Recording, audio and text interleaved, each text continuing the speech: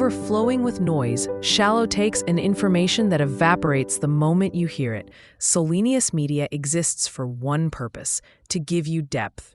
Whether the subject is philosophy, psychology, history, science, artificial intelligence, literature, or the shape of the future, every series we publish is built on one idea: that thinking clearly is a form of survival. You're listening to a Selenius Media production. Our catalog spans dozens of long-form, story-driven shows, from Western moral philosophy for beginners to pioneers of psychology and psychiatry, from AI and uncertain future to the classical music giants. Each series is crafted to give you more than facts. It gives you the context, the conflict, and the human meaning behind the ideas that shaped our world. If you enjoy this program, explore the rest of our library. Every show is designed to stand alone, but together they form a larger project. A guided tour of the forces, intellectual, emotional, political, technological, that built the world we live in and the world we're about to enter. Visit the Selenius Media channel to discover new series, follow your favorites, and support the work that allows us to create long-form, high-fidelity educational storytelling. And please leave comments if you enjoy our shows. Now, let's begin. Produced by Selenius Media. On a clear Athenian afternoon in the late 5th century BCE, when the heat on the white stone steps of the law courts shimmered like water, a stranger from the west walked into the city and changed the sound of public speech. He came not in armor but in a richly woven cloak, with a small entourage and a reputation that had traveled ahead of him. A man whose words could dazzle crowds, unmake reputations, and twist the most settled opinions into something new. His name was Gorgias of Leontini, and for a brief, intense moment in the history of Greek thought, he stood at the center of a question that will haunt Western moral philosophy from then on. If language can make the weaker argument seem stronger, what becomes of truth and justice? Gorgias was born around 485 BCE in Leontini, a Greek city in Sicily. Southern Italy and Sicily were, his day, places of wealth and turmoil. Greek colonies mixed with native populations. Tyrants rose and fell. Alliances shifted. It was a region where legal and political institutions were continually being reinvented, and where the power of persuasive speech had become a matter of survival. Courts replaced vendettas. Assemblies replaced the edicts of kings. To win a case or push a law through, one needed not only a claim, but a voice, a style, a presence. Gorgias grew up in that environment and turned it into an art. We know little of his youth in detail. Later stories say he studied with Empedocles, though the connection is likely more symbolic than literal. Both men came from the West. Both mingled poetry with philosophy. Both loved paradox and performance. What matters is that by the time the Gorgias appears clearly in the historical record, he is already a celebrated orator.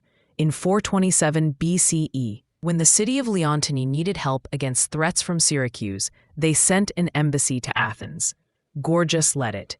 He did more than deliver a diplomatic appeal. He gave Athens a demonstration. Ancient writers say that when Gorgias spoke before the Athenian assembly, the Athenians were stunned.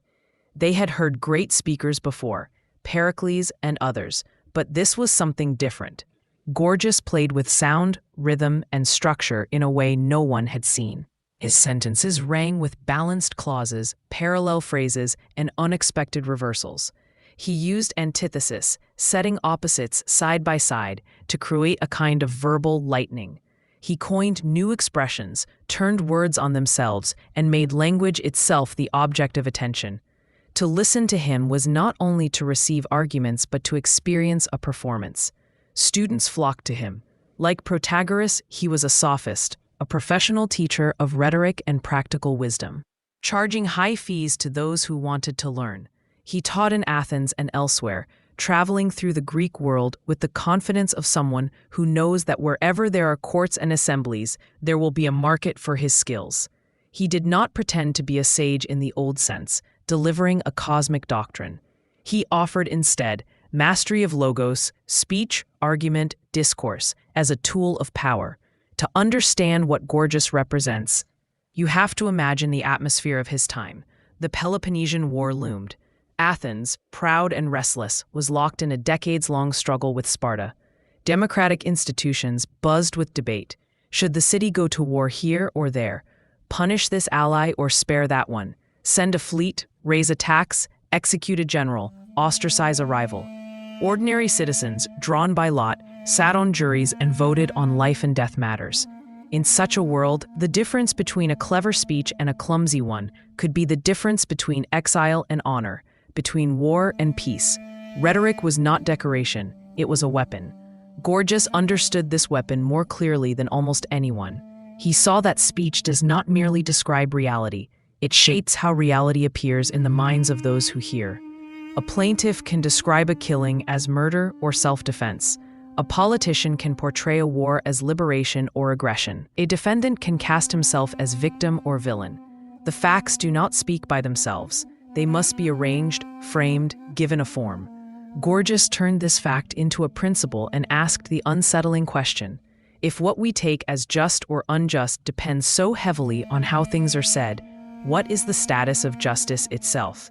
3 surviving works, all short, give us our most direct glimpse of his thought: the encomium of Helen, the defense of Palamedes, and a treatise known as On Non-Being or On Nature, preserved in later reports. Each is, in its own way, an exercise in what we might call ethical shock therapy. Take the encomium of Helen. Helen of Troy, in the Greek imagination, was the woman whose beauty launched 1,000 ships. She abandoned her husband, Menelaus, and went to Troy with Paris, sparking a 10-year war. For centuries, she had been the epitome of feminine guilt, the one who caused countless deaths. Gorgias takes this entrenched moral verdict and flips it. He sets out to praise Helen, to absolve her of blame. He begins with a flourish, noting that praise and blame are powerful forces in cities. Poets and orators shape the reputations of the dead and the living. Then he turns to Helen and offers 4 possible explanations for her actions. If she left Sparta for Troy because of the will of the gods, then humans cannot fairly blame her. Divine compulsion is irresistible. If she was taken by force, then she is a victim, not a traitor. If she was persuaded by speech, then the blame lies with the speaker, not the hearer, because speech has a quasi-magical power to dominate the soul. And if she was swept away by eros, love, then love is a kind of sickness or madness that overwhelms judgment. In each case, he concludes, Helen is not properly responsible for what happened. She deserves pity or admiration, not hatred. On the surface, this is a dazzling technical feat, taking a figure universally condemned and weaving an argument that exonerates her. But underneath, there is a serious reflection on the limits of human responsibility. If gods, violence, persuasion, and passion can all override reason, how often are we truly in control of our actions? How just are our judgments of others when we rarely account for the forces acting on them? In the course of this speech, Gorgias gives one of the most arresting descriptions of speech in all of Greek literature. Logos, he says, is a great ruler that, though small and invisible, accomplishes enormous deeds. Words can stop fear, remove grief, create joy, and instill pity. He compares speech to a drug. Just as some drugs purge disease and others poison, some words cure the soul and others corrupt it. A skilled speaker can enchant an audience, making them feel as if they are witnessing things that are not there. The power of speech over the order of the soul, he says, is like the power of drugs over the nature of bodies. This drug metaphor is central for understanding Gorgias's place in moral philosophy. He is not saying that speech is evil. Drugs can heal or harm, so can words. The danger lies in their potency. A listener who thinks he is simply hearing the truth when he listens to a gifted orator does not realize how much of his inner landscape is being rearranged. Persuasion is not a gentle presentation of facts. It is an intervention in psychology. The orator is, in a sense, a doctor or a sorcerer. In the defense of Palamedes, Gorgias takes a different tack. Palamedes is a legendary Greek hero accused by Odysseus of treason during the Trojan War. In the traditional story, Odysseus resented Palamedes and framed him, leading to his death. Gorgias writes a speech in Palamedes' voice, defending himself before the Greek army. Here, the emphasis is less on lush metaphors and more on cold logic. Palamedes points out inconsistencies in the accusations, shows the improbability of the alleged conspiracy, appeals to practical reasoning. How could he have communicated with the enemy, bribed guards, moved undetected? The speech is a tour of early legal reasoning, one of the first examples of a purely rational defense, unassisted by character witnesses or emotional appeals. Again, the moral point is double-edged. On one hand, Gorgias equips his audience with sharper tools for seeing through false accusations. On the other, he shows how easily those same tools can be used by guilty men to escape justice. The power of reasoning, like the power of language in Helen's case, was morally ambiguous. It is not inherently tied to the good. The most philosophically radical of Gorgias's works is On Non-Being, which survives only in paraphrase by later authors. In it, he seems to argue three outrageous theses. First, that nothing exists. Second, that even if something did exist, it could not be known. Third, that even if it could be known, it could not be communicated. On the face of it, this is an assault on the very possibility of knowledge and language. Some scholars think Gorgias meant it as a parody of Parmenides, whose dense poem had claimed that being alone exists and can be known by reason. Where Parmenides affirmed being, Gorgias flips every term and defends non-being with elaborate argument, as if to show that one can build a plausible case for almost anything if one is clever enough. Whether we read On Non-Being as sincere skepticism or as an intellectual joke, its effect is destabilizing. It casts doubt on the philosopher's dream of a language that mirrors reality. If words cannot guarantee access to what is, if they can be turned in circles to support mutually incompatible theses, then maybe the project of metaphysics is itself suspect. Gorgias seems to revel in this possibility. His natural home is not the quiet study where someone contemplates eternal being, but the noisy court where rival speeches compete and nothing is permanently settled. This is why Plato treats him as such a serious opponent. In the dialogue Gorgias, Plato stages an encounter between Socrates and the historical Gorgias, along with two of his followers, Polus and Callicles. Socrates asks Gorgias what his art is. Gorgias answers, rhetoric, the craft of persuasive speech. What is its domain? Socrates pushes. Rhetoric, says Gorgias, is concerned with the greatest and most important human affairs, freedom and slavery, justice and injustice, the good of the city. A skilled orator can persuade citizens or jurors of anything he wishes, without himself needing to know the technical subject at hand. He can make the doctor seem ignorant about health, or the ship's captain ignorant about navigation if he speaks more compellingly. For Socrates, this is alarming. If rhetoric can overpower knowledge, then the city's decisions will be driven less by what is true or good than by what is pleasing or flattering to the audience. Rhetoric becomes, in Plato's phrase, a form of flattery, a knack rather than a genuine craft. It does not really care about the soul's health. It only cares about gratification. In the dialogue, Gorgias tries to avoid this conclusion by saying that a good rhetorician will use his power justly, but under questioning, he has to concede that his art, as such, does not guarantee justice. It is a powerful tool that can be used by unjust men to corrupt the many. Behind Plato's critique lies a crucial question for moral philosophy. Can there be a morally neutral skill of persuasion, or is any training in rhetoric already a training in manipulating others? Gorgias, by his practice, seems to answer that rhetoric can be separated from virtue. One can teach the forms of argument, the rhythms of speech, the tactics of emotional appeal, and leave it up to the student to decide whether to use them well or badly. Plato denies this. Any speech that aims at the soul, he insists, is already shaping its sense of value. To pretend that one is only offering tools is self-deception. The quarrel between Gorgias and Plato is not just a historical curiosity. It anticipates modern anxieties about advertising, propaganda, public relations, and political spin.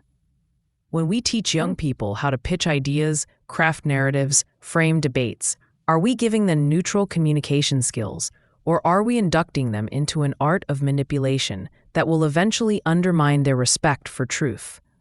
Gorgias might shrug and say, "This is simply how human beings are. They respond to stories, metaphors, images. To ignore this is naive. Better to learn how persuasion works and then decide how to use it."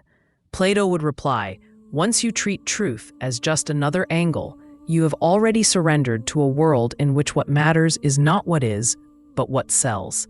There is also the matter of beauty. Gorgias's speeches are consciously beautiful. He crafts them like poems, with alliteration, assonance, and symmetry. The encomium of Helen, in Greek, is full of paired phrases that differ only by a syllable or two, balancing meanings like a seesaw. Style for him is not an afterthought. It is part of the content. A well-turned phrase does more than convey information. It moves the listener, pleases, seduces. Gorgias embraces that fact. If words are going to shape our experience of reality, we might as well shape them artfully. This raises another moral question. Is aesthetic pleasure in speech dangerous? Listening to a Gorgian performance, one can easily be swept away by the sheer music of the language and forget to ask whether the claims are true or the aims good. Plato feared precisely this. He worried that beautiful speeches could habituate citizens to judging proposals by how they sound rather than by what they will do. Gorgias, in contrast, seems to think that beauty is one of the few reliable pleasures in a chaotic world, and that denying it in the name of sober truth is a kind of self-mutilation. There is a way to see Gorgias not as an enemy of morality, but as its dark mirror. By pushing the power of language to an extreme, he forces later thinkers to be more honest about how much of our moral life is bound up with stories. Nations tell stories about their founding. Religions tell stories about creation and salvation. Families tell stories about their ancestors.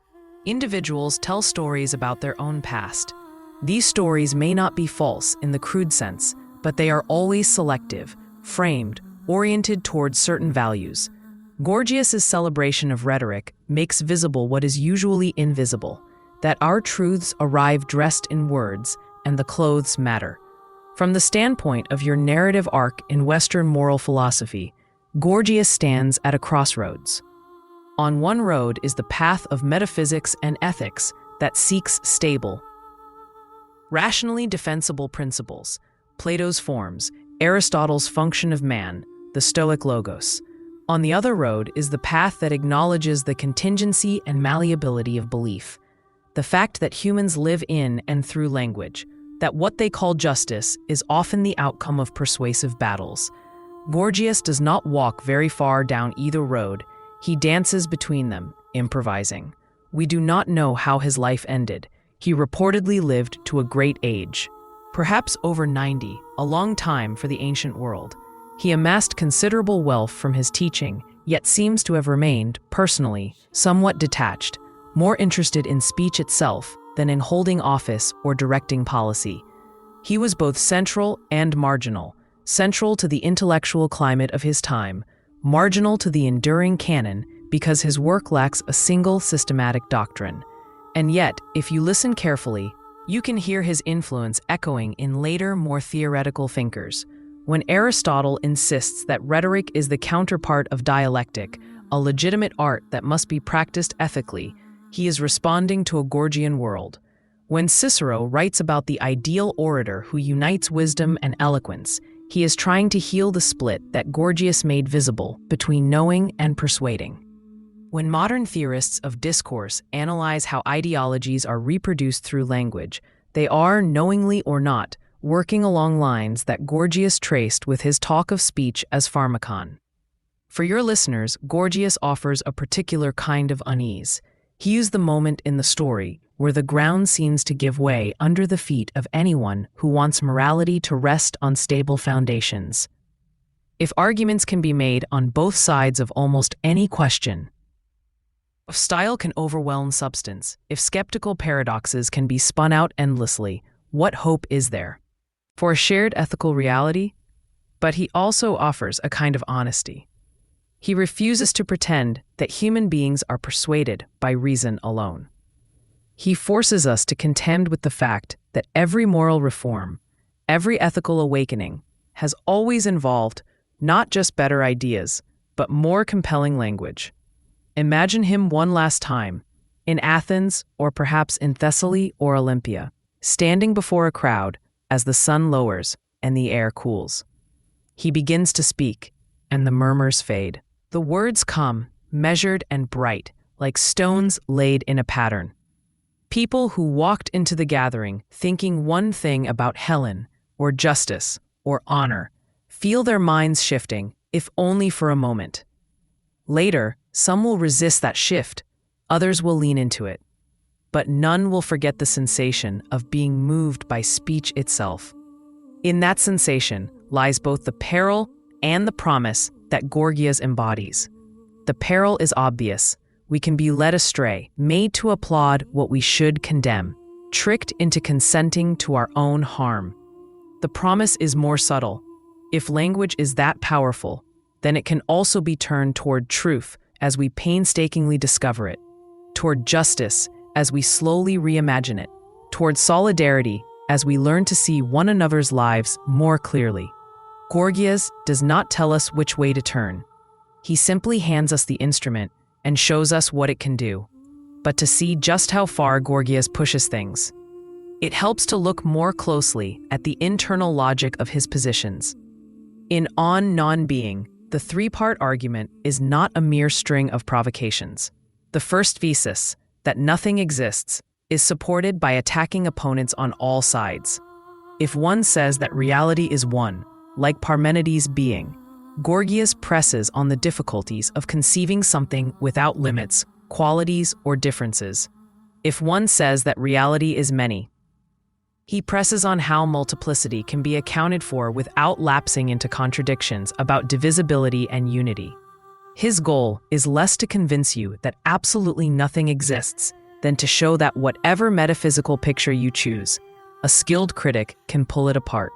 By the end of the exercise, you begin to suspect that our ability to prove the existence or non-existence of fundamental entities has more to do with the flexibility of language than with any secure access to reality. The second thesis, that even if something did exist, it could not be known, turns our attention to the distance between the world and the mind. Sensation is fallible. Imagination distorts. Memory fades. Even basic perceptions vary from person to person. What is hot to one is warm to another. Straight seems bent when plunged into water. A distant object looks small. If all our knowledge begins in such shifting impressions, how can we ever claim to grasp things as they really are? Once again, Gorgias is not the first to raise such worries, but he heightens them and shows how easily they can support a general skepticism. The third thesis, that even if something could be known, it could not be communicated, is perhaps the most characteristic. It expresses his sense that the inner world of each speaker is inescapably private. I can have a certain experience, but when I speak, I do not transmit that experience itself. I send you sounds. Those sounds, heard by you, awaken your own associations, memories, and images. What guarantee is there that what awakens in you matches what lives in me? We live in separate chambers, tapping on the walls to one another. Sometimes the rhythms line up well enough that we act as if we share a common understanding.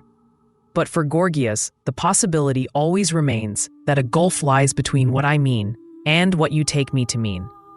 Here too, the moral dimension is never far away. If communication is inherently uncertain, then every act of persuasion contains an element of risk and potentially of violence. I am not simply sharing my thoughts with you. I am attempting, through words, to reach into your mind and alter its contents. If I do this knowingly in the service of deception, I am abusing the vulnerability that the very structure of language creates. If I do it in the service of some genuine conviction about justice, the danger does not disappear, but is joined by a kind of necessity. I cannot not attempt to persuade you, because our shared life depends on acting together, and acting together depends on some convergence of belief. To say that Gorgias is sensitive to this tension is not to claim that he solves it. He does not offer, as a later moralist might, a set of rules for responsible rhetoric. Instead, he amplifies the tension until it becomes impossible to ignore. His whole career is a kind of laboratory in which the explosive compound of language and power is mixed in full public view. Those who came to him for instruction learned not only how to build arguments, but also, if they were paying attention, how fragile arguments are. He also understood instinctively something that later philosophers would labor to articulate: that persuasion rarely happens at the level of explicit premises alone. When Gorgias spoke, he did not merely lay out chains of reasoning.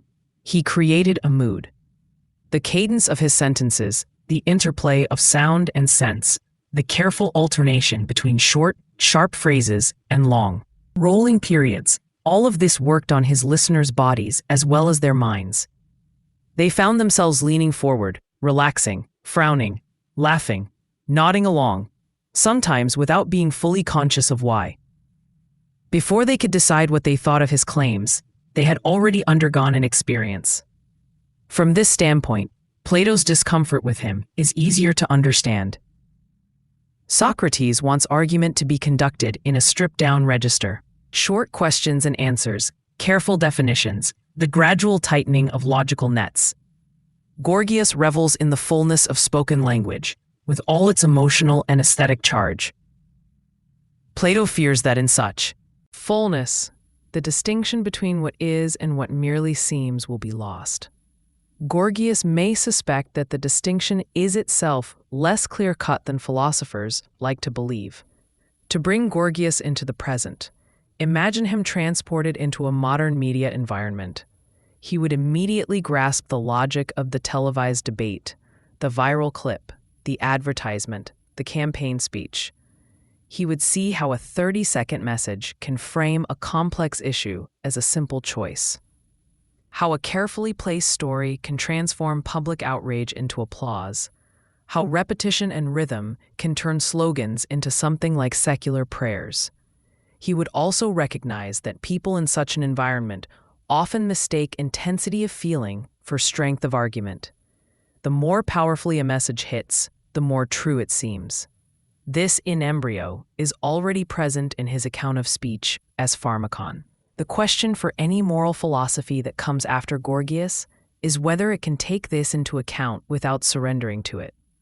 Can we acknowledge that human beings are moved by style, narrative, and feeling, and still insist that there is a difference between honest and dishonest speech, between persuasion that respects the listener's autonomy and persuasion that bypasses it?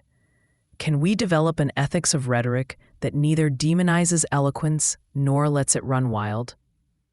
Some later thinkers have tried. Aristotle's treatise on rhetoric is one such attempt. He accepts that any practical deliberation must appeal to ethos, the speaker's character, pathos, the audience's emotions, and logos, the argument itself.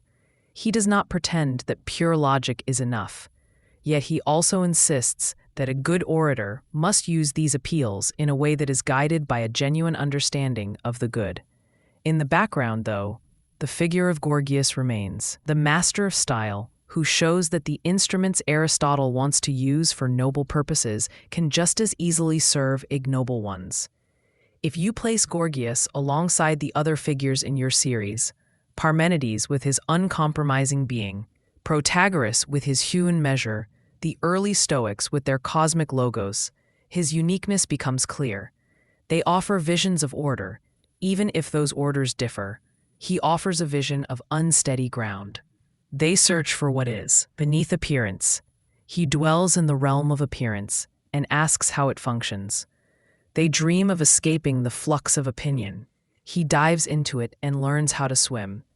Yet it would be a mistake to think that he has no anchor at all. There is evidence, scattered and indirect, that Gorgias valued moderation, that he warned against the excesses of arrogance and cruelty.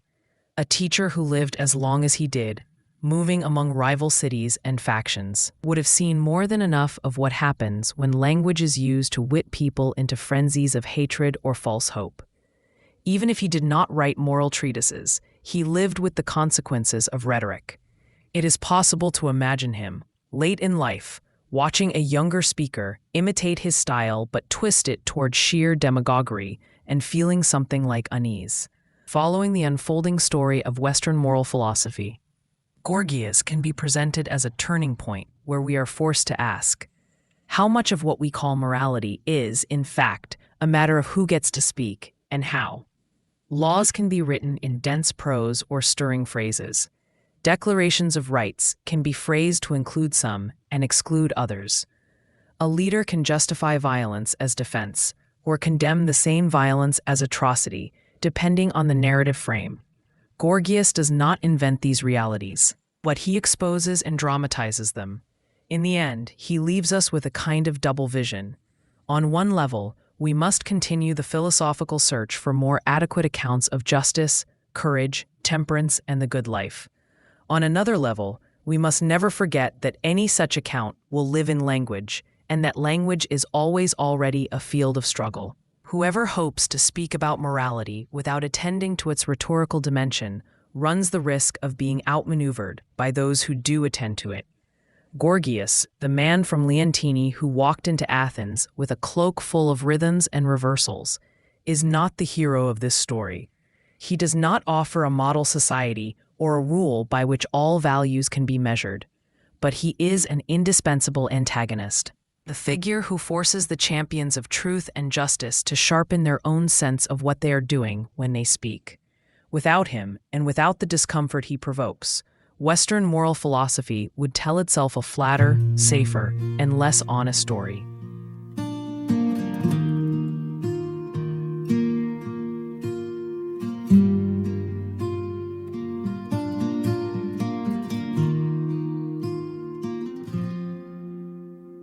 Midnight rails under silver moon, dusty boots on a winding road. A shadow's the only friend I've known since she packed up and let me go.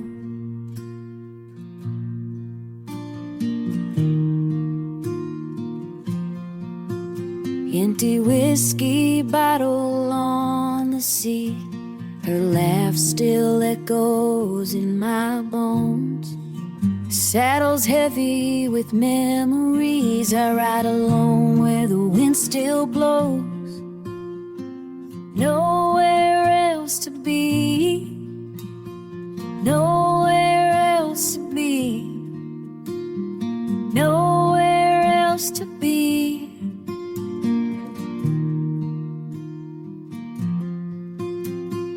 Nowhere else to be, nowhere else to be, nowhere else to be.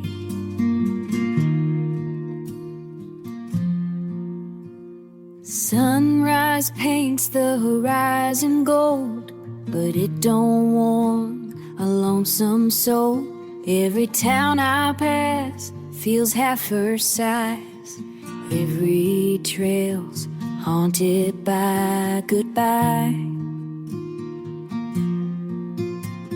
I whisper prayers to open skies, hoping someday my heart'll find a brand new path beyond the pain, where broken hearts can heal in time. Nowhere else to be, nowhere else to be, nowhere else to be.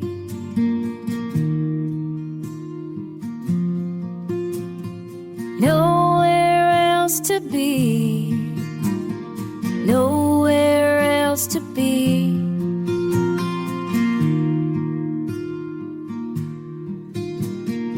Nowhere else to be.